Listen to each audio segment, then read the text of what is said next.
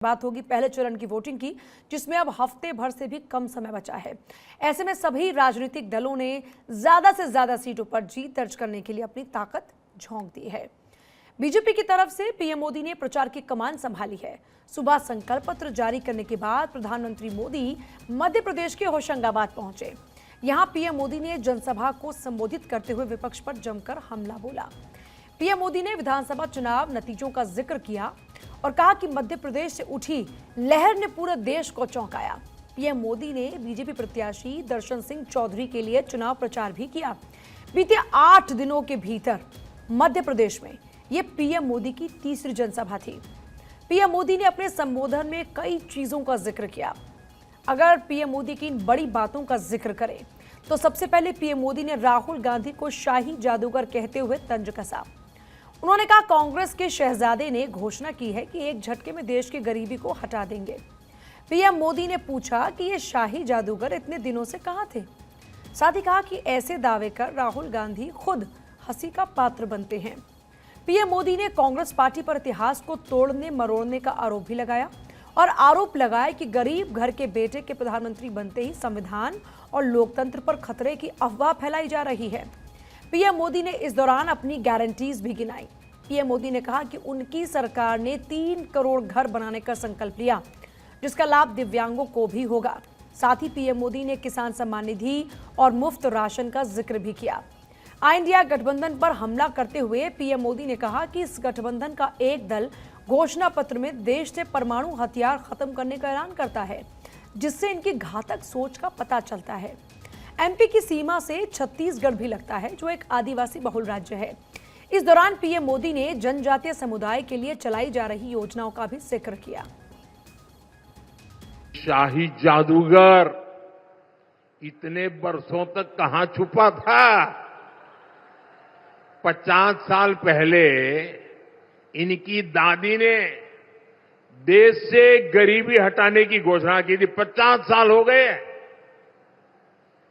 2014 से पहले 10 साल तक इन्होंने रिमोट से सरकार चलाई और कह रहे हैं कि अब बस इनको एक झटके वाला मंत्र मिल गया है। अब तो कांग्रेस का शाही परिवार धमकी दे रहा है, मोदी तीसरी बार प्रधानमंत्री बना तो देश में आग लग जाएगी। ये 14 में भी बोलते थे, कभी आग लगी क्या। ये 19 में भी बोलते थे, कभी आग लगी क्या। ये राम मंदिर के लिए भी बोलते थे, कभी आग लगी क्या। ये 370 के लिए भी बोलते थे, आग लगी क्या।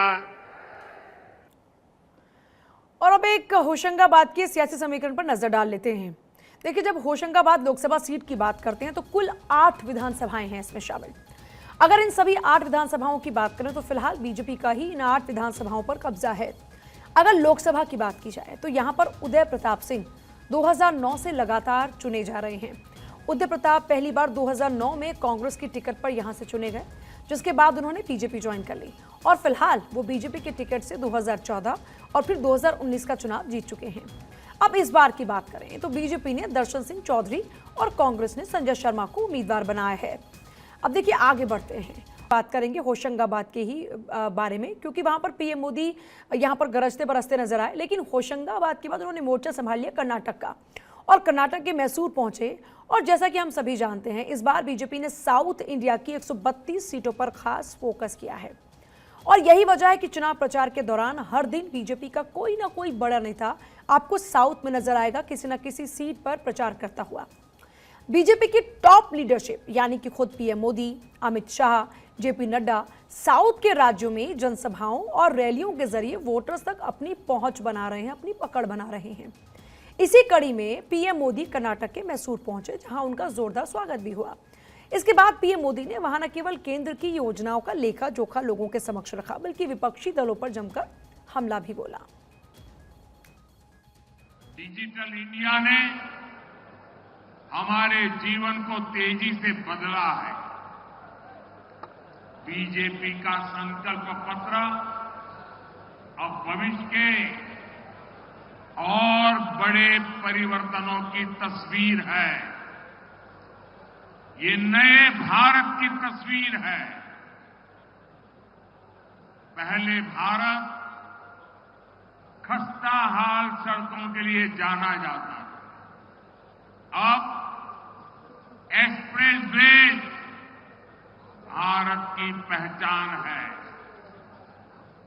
आने वाले समय में भारत एक्सप्रेसवेज, वाटरवेज और एयरवेज के वर्ल्ड क्लास नेटवर्क के निर्माण से विश्व को हैरान करेगा। 10 साल पहले भारत टेक्नोलॉजी के लिए दूसरे देशों की ओर देखता था।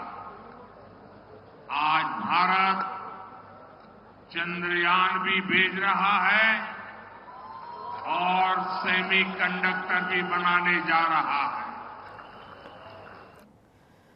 और देखिए, अब एक नजर मैसूर लोकसभा के आंकड़ों पर डालते हैं। 2014 चुनाव की ही अगर बात करें तो कांग्रेस के CH विजयशंकर करीब 32,000 वोटों से चुनाव जीते। इस चुनाव में बीजेपी के प्रताप सिन्हा के अगर बात करें वोट्स की तो 5,03,908 वोट्स मिले। कांग्रेस को 5,50,327 वोट मिले।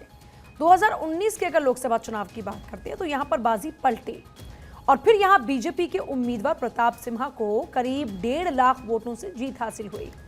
बीजेपी के खाते में 6,88,974 वोट आए, तो वहीं कांग्रेस के CH विजयशंकर को 5,50,327 सीटों पर इन्हीं वोट्स के साथ में जीत मिली।